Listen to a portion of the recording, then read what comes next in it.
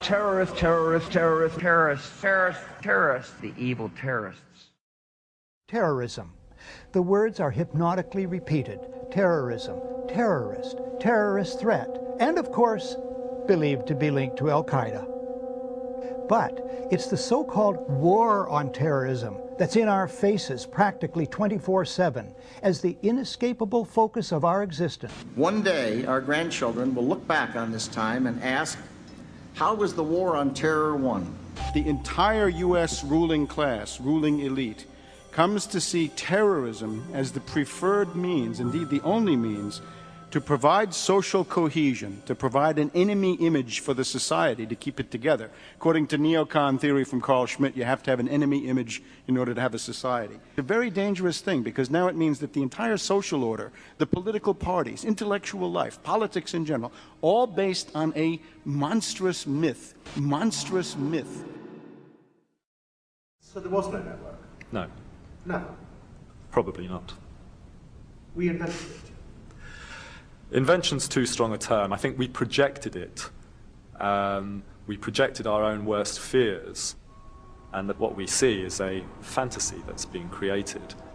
Al-Qaeda is a global network with global reach. To target a deadly web of terror.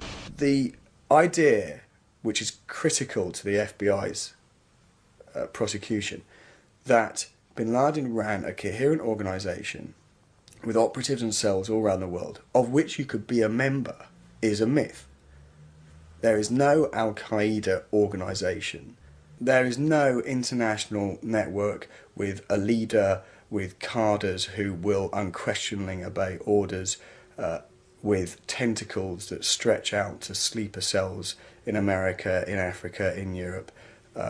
That idea of a coherent, structured terrorist network with an organised capability simply does not exist.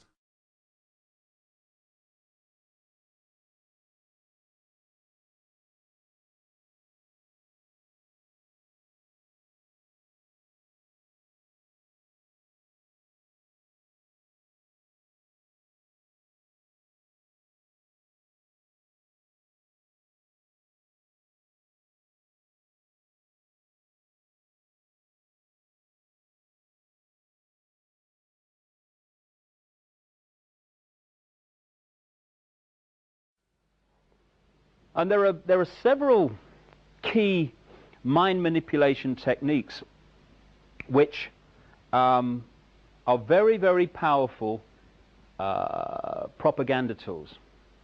The most effective and the most powerful, and it's used on us all the time, is something I call problem, reaction, solution. It's a cracker, this one. It's a mind manipulation technique that avoids not only opposition to what is the goal of the manipulators, it actually manipulates people to demand they do what they want to do anyway. And it's happening all the time. Once you see this technique and how it works, you watch the news and read the newspapers in a completely different light, because you start to see it happening. It works like this.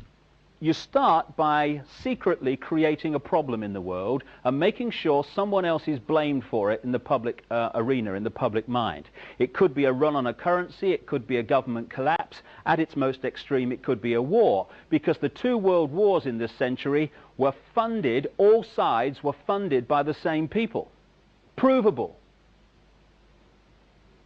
The same people that funded the Allies in the Second World War and funded the Soviet Union also funded Hitler.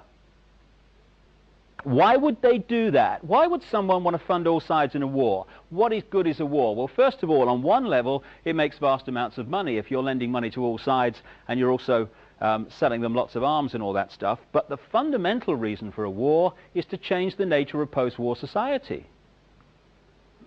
And what we saw in the First World War and the Second World War were massive global examples of problem, reaction, solution, which work like this.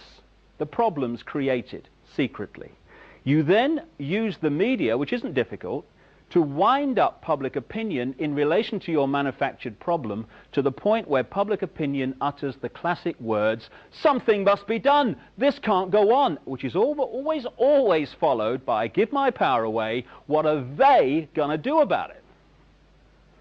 And at that point, those who created the problem and got someone else to be blamed for it wound up that public reaction, then openly in the public arena, in the parliaments of the world, in the newspapers and on the television, offer the solutions to the problems they have created.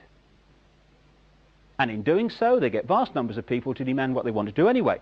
For instance, if you want more cameras in the streets, crikey, they're going up all over the place in Britain. If you want more cameras in the streets, you want a more armed police force, you want more authoritarian laws, greater erosions of freedom, and you want the public to demand you do it, then get the public frightened of crime. Either let society break down so there is more crime, or emphasize crime to be worse than it really is in some areas.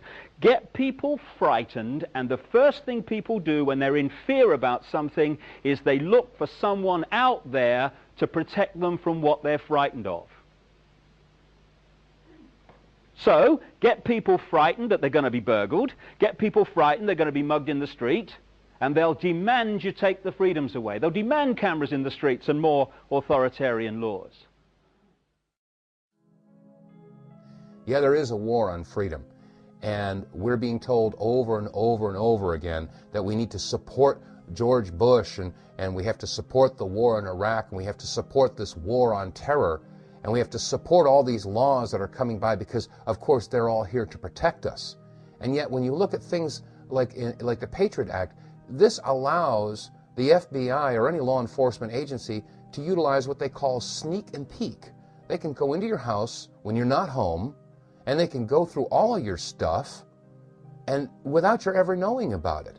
How is this protecting your rights? That's just one example where we get to think we're free. You know, on the patriotic holidays, we all break out our flags and we wave them around and we sing patriotic songs like I'm proud to be American or I get to think I'm free. We have a program known as Echelon, where they listen to every telephone call, every email, record every fax here in the United States. And all of this is done by computers. All of these messages are kept indefinitely on computer disks. What the American people must understand is that the massive amounts of money we're spending on defense is not to protect America, but ultimately to be used to control the American population as we move from freedom to fascism. Currently in the United States, unannounced to most brainwashed Americans, your home can be searched without a warrant, without you being home. You can in turn be arrested with no charges revealed to you, detained indefinitely with no access to a lawyer, and legally tortured, all under the suspicion that you might be a terrorist. If you need a painted picture of what is happening in this country, let's recognize how history repeats itself. In February 1933, Hitler staged a false flag attack, burning down his own German parliament building, the Reichstag, and blamed it on communist terrorists. Within the next few weeks, he passed the Enabling Act, which completely eradicated the German Constitution, destroying people's liberties. He then led a series of preemptive wars, all justified to the German people as necessary to maintaining homeland security.